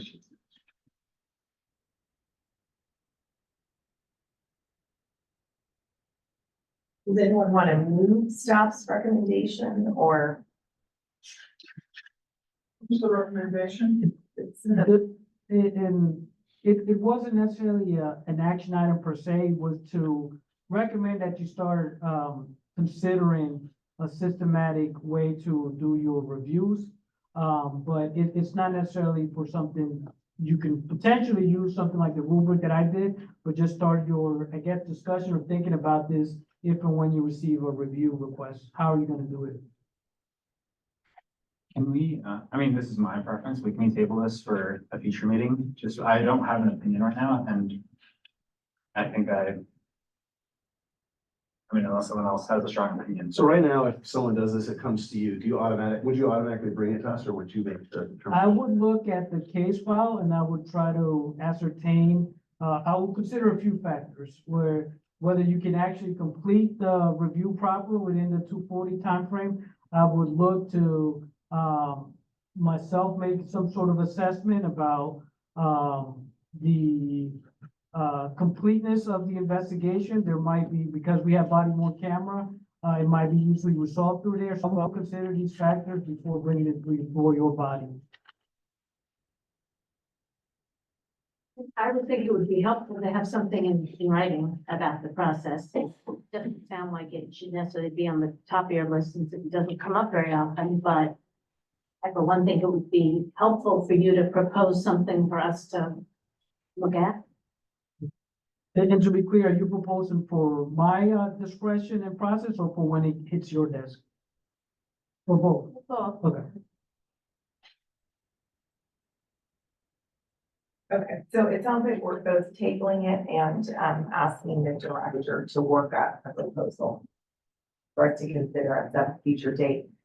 My only concern, as we'll get to with, on this policy review item, is we have a lot of work pending. right. And so just adding to the to-do list for either staff or the board feels a little daunting, but I think you've identified a gap. And as time allows, addressing that would make sense. So maybe we can move on to the policy review item. Yes, thank you. And this is a continuation, or this is to try to fulfill the request, the vice chair made about status update on where we were. As been noted and observed, we do have a backlog, or some of the policy reviews have been somewhat stagnant because of competing priorities, but we have, provided, and done some, initial, work in the different, policies. I am gonna yield to our policy analysts to just go over them, and see if you have any questions or confusion. Thank you, Director. Please let me know if I need to speak up a little bit louder. So again, the memo we presented provides just general overhead overview of the cases that we have and sort of how they've been assigned throughout this time. I provided a very brief summary in terms of just what the general gist is about.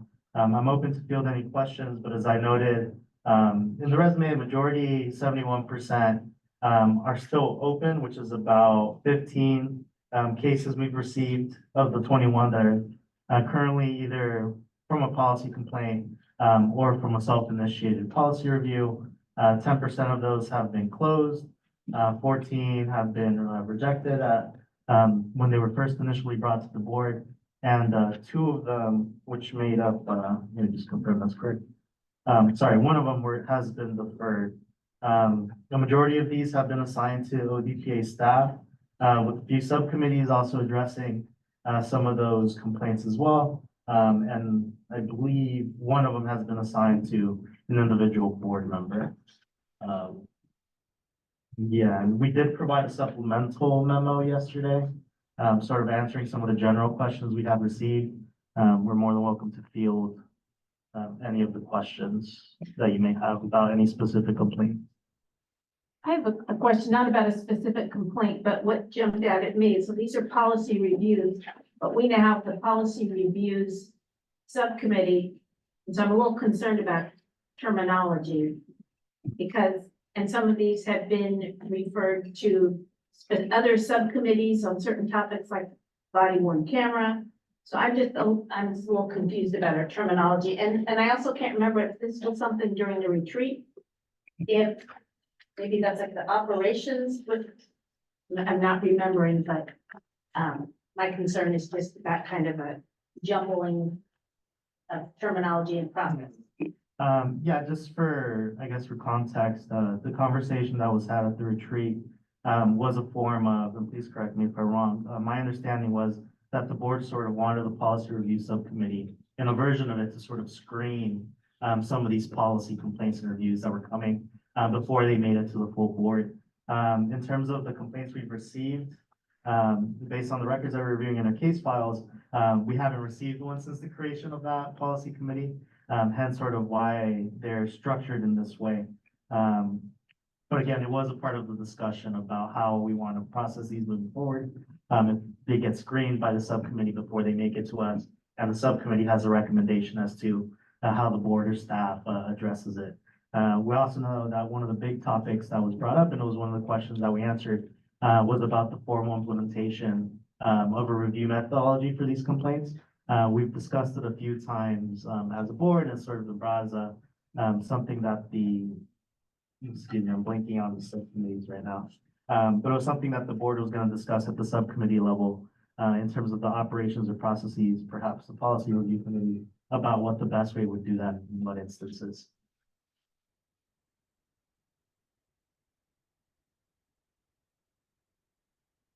I did just want to add, I do agree with you also, the terminology could get a little bit confusing and some of it predates us.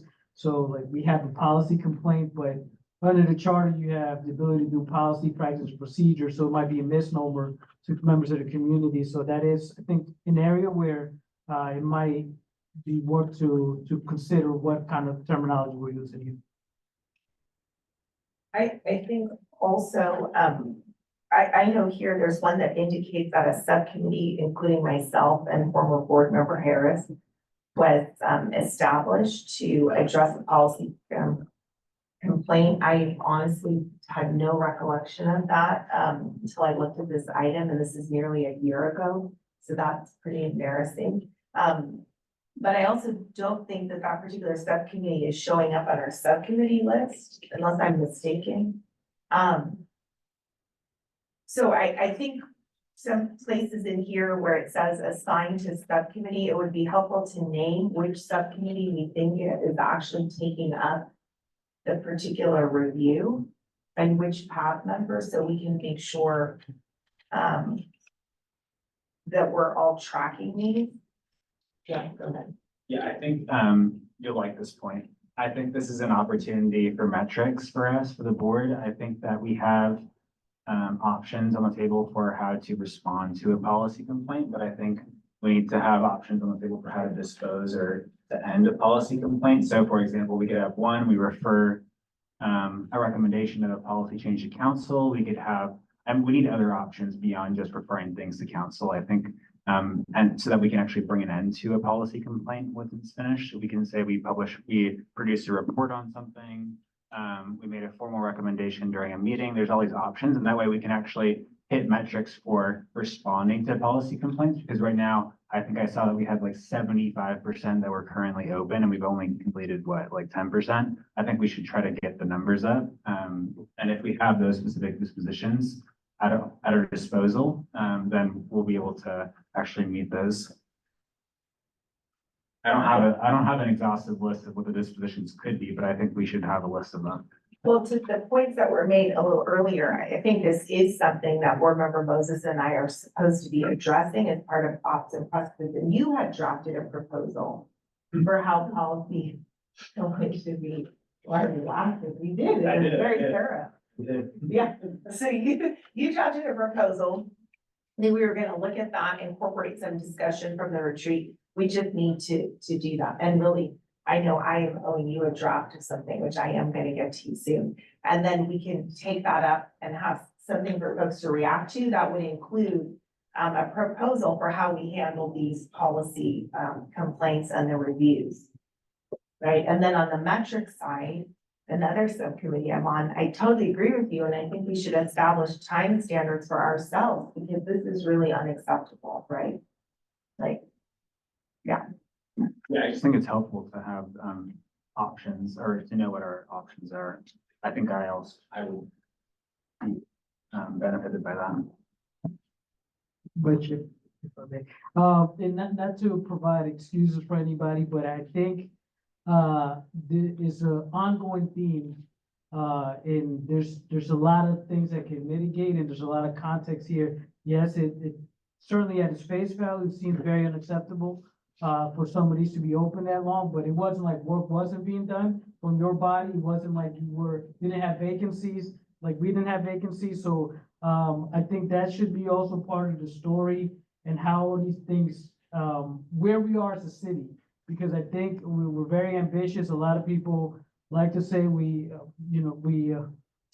take on a lot of work as a community, as a city, but we don't have the infrastructure all the time to be able to realize some of these things. I think it would be helpful to set some standards, but I would also be just emphasize that the geniuses that wrote the charter didn't put a timeline on these policy reviews. And I think that is helpful, because the methodology, the question that you're trying to resolve or look into it should be dictated in what methods that you're going to be looking at.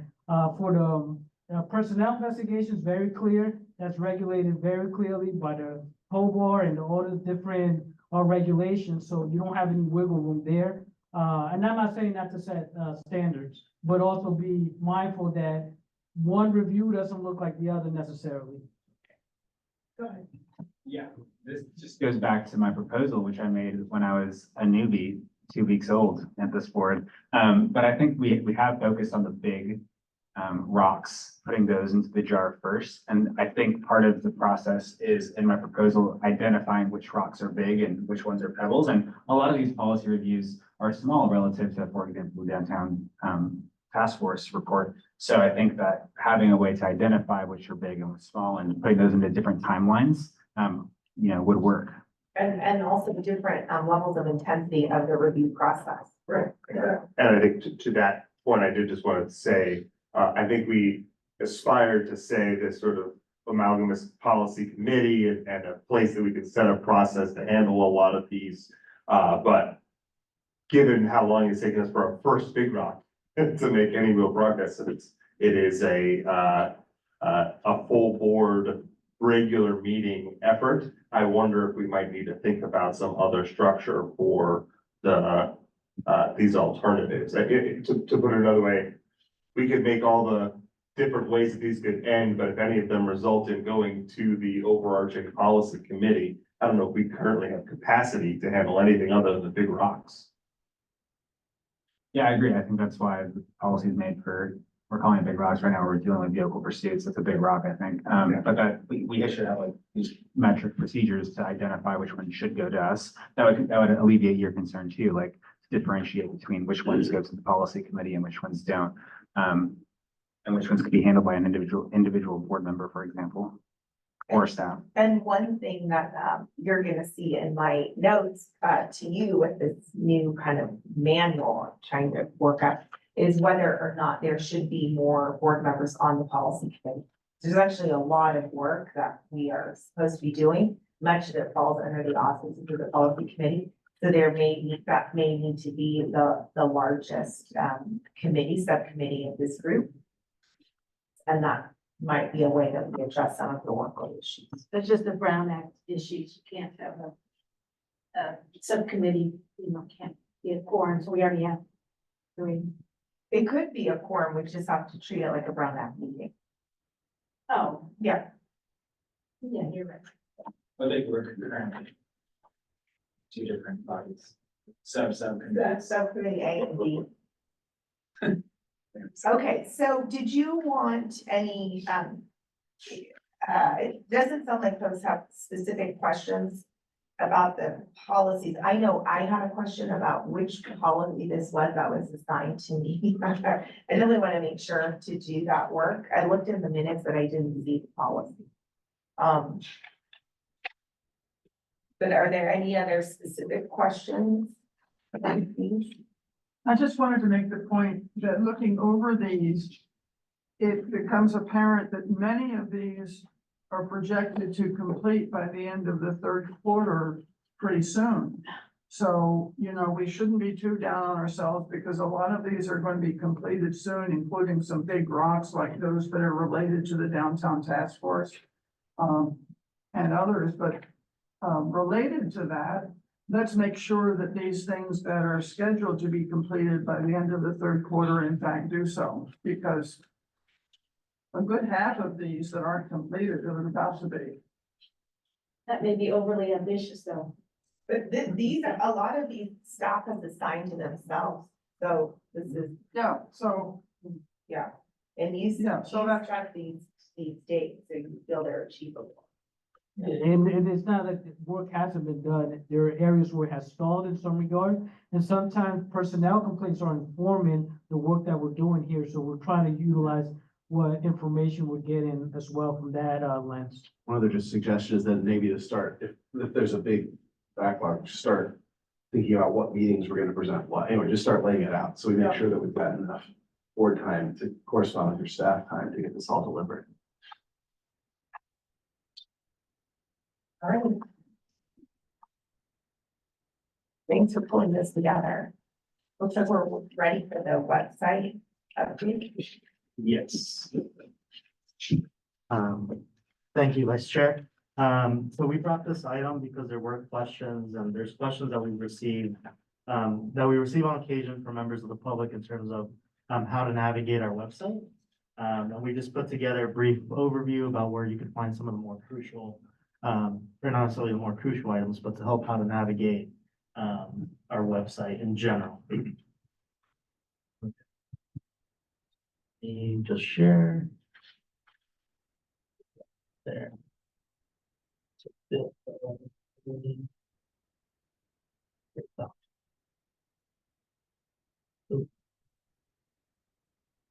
Sorry, it throws me off when I'm on the projector. Here.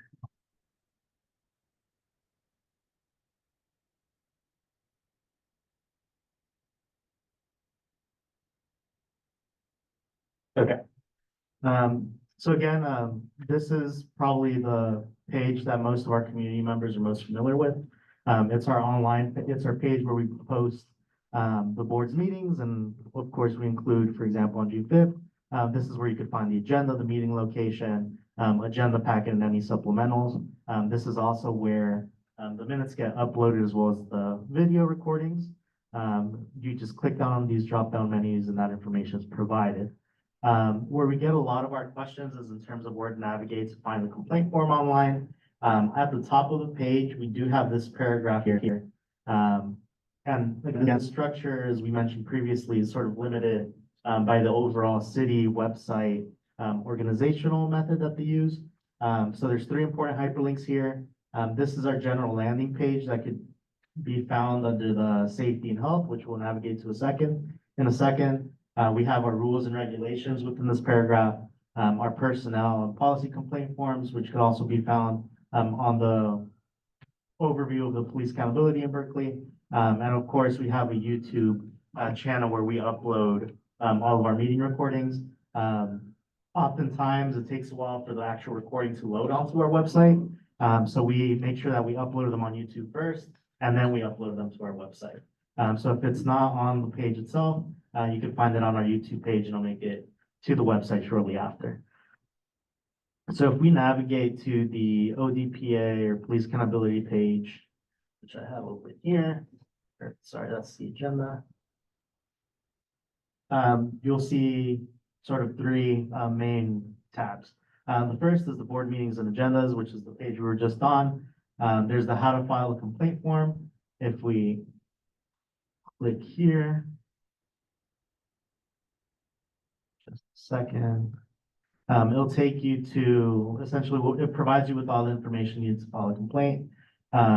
It gives you the steps as to how you could submit it. You could download the form here. It provides your contact information, filing deadlines, information on mediation, representation, the complainant's responsibilities, and just general overview of the process. Similar for policy reviews. If we click on this tab here,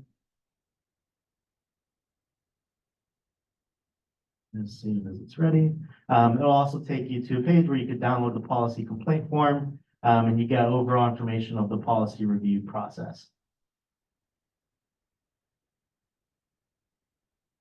Okay. Now for the last section, and this is one that we often get questions about, and it will save a lot of folks a PRA request in terms of our reports. So on the sidebar here, there's 4 tabs. Again, the laws and regulations, file a complaint, how to open a policy review. We have a separate tab called reports. And under the reports tabs, we have uploaded not just some of the more big items that and of course, we're still updating this list, but of the PAB DPA reports, we have the reports here, and we have all of the PRC reports back to 2002. I know historically, before the director and I started, there was a bit of controversy in terms of the change to the website because a lot of public records were lost, including the police, the PRC reports. So we make sure to have those uploaded to make sure that they're accessible. Again, we have them back all the way until 2002. So if you ever sort of want to see what past annual reports look like and kind of how they've been evolving over the years. But that's the quick overview of the website.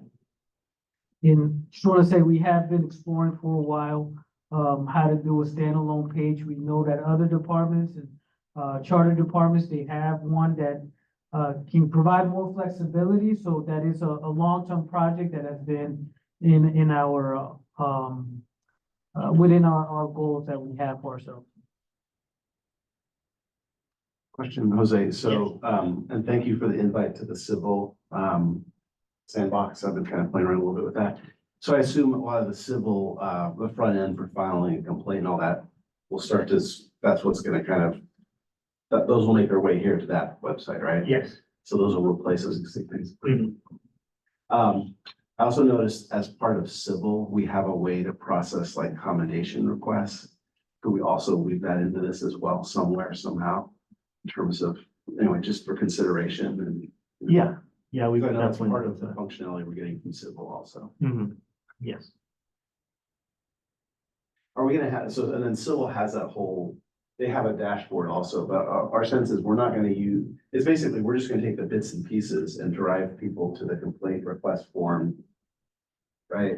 And this website will be the front end, and then we'll plug in the civil pieces as opposed to using a bigger civil dashboard or whatever. Right, and we can do it two ways. We could embed it in here, or we can have it redirect. So we'll have the link here and redirect.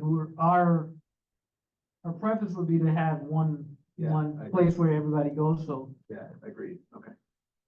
Thank you. Okay. With that, I think we're ready for public comment. Okay.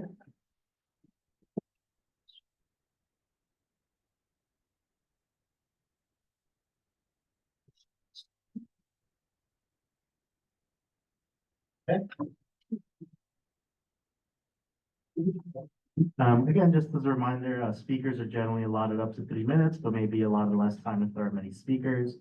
They may comment on any matter within the board's jurisdiction at this time, except confidential personnel matters. I'll now start with those physically present before moving on to those attending virtually. At this time, is there any public comment? Okay.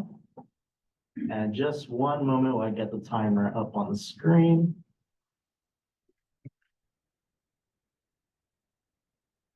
And the 3 minutes are going. Thank you. I guess I want to express my frustration, but as diplomatically as possible.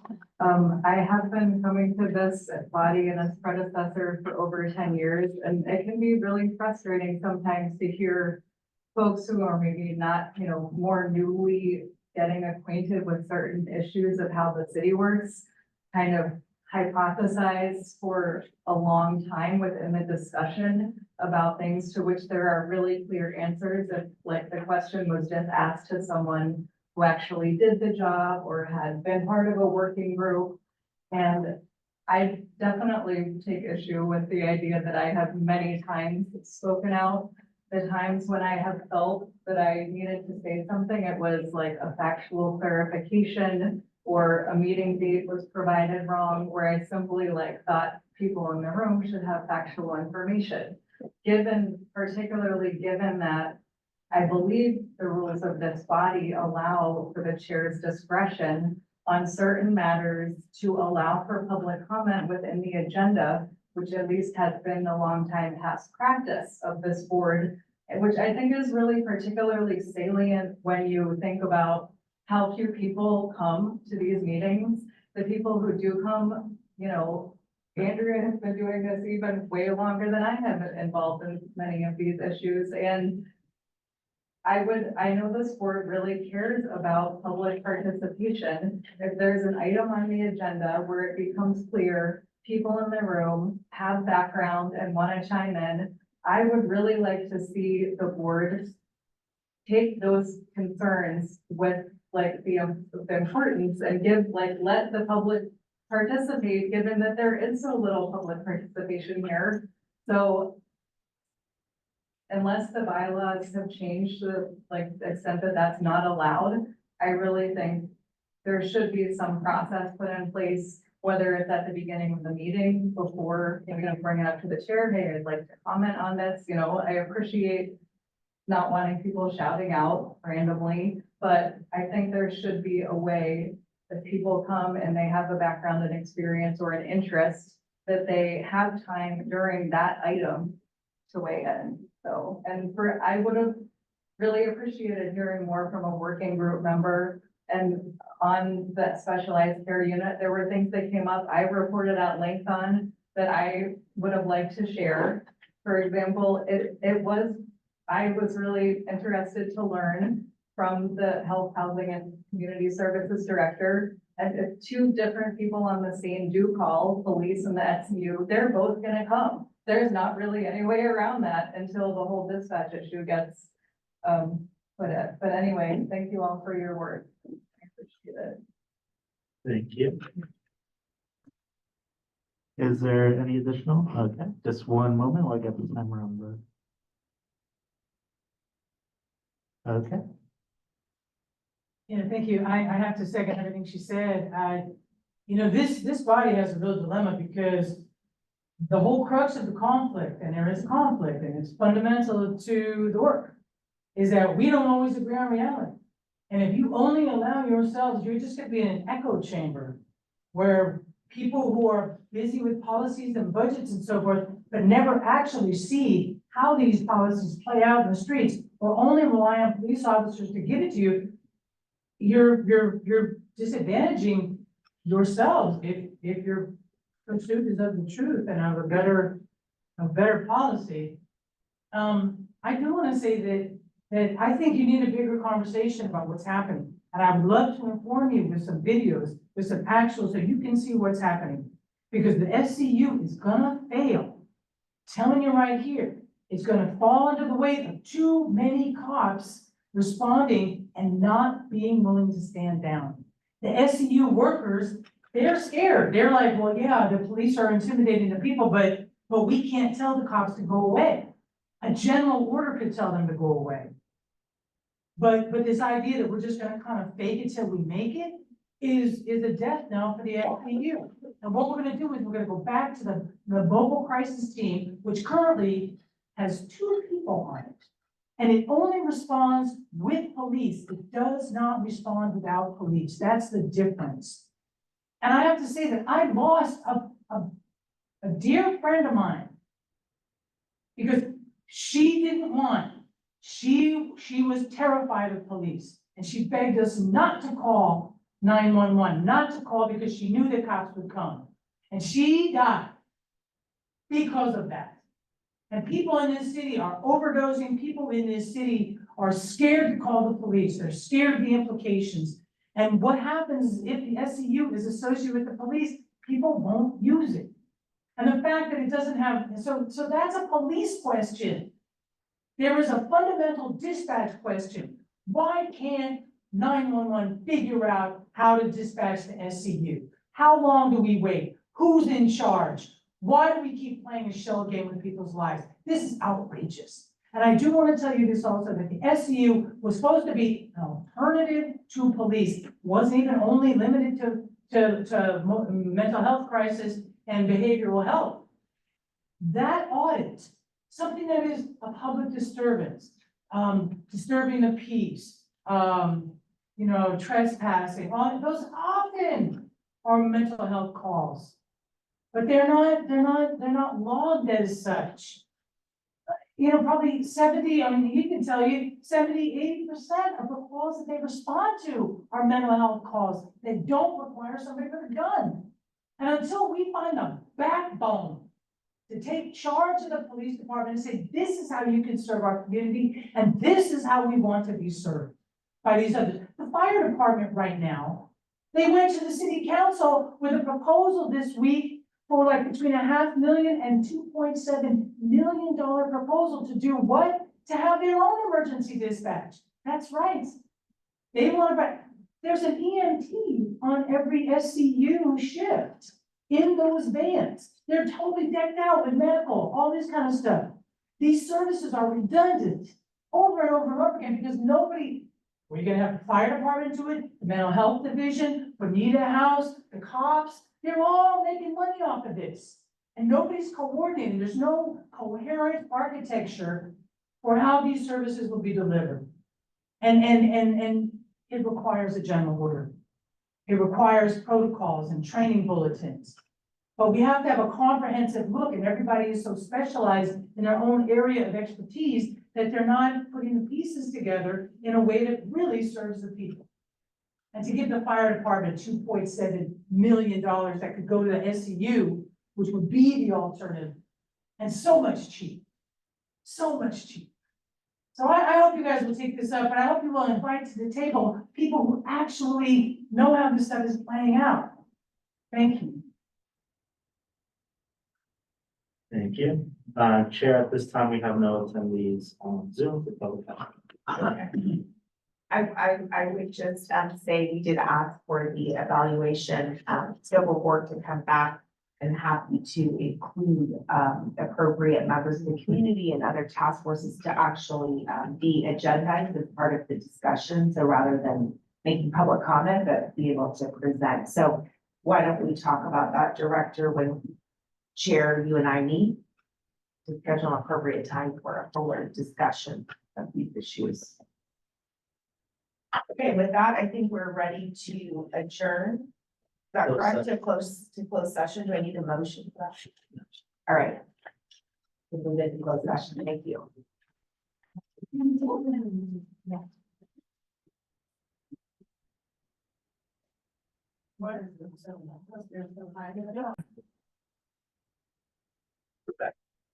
All right, announcing the action from closed session, we approve staff's recommendation with amendments as discussed during closed session. With that, during the meeting. Second. Yeah, to first application. All right.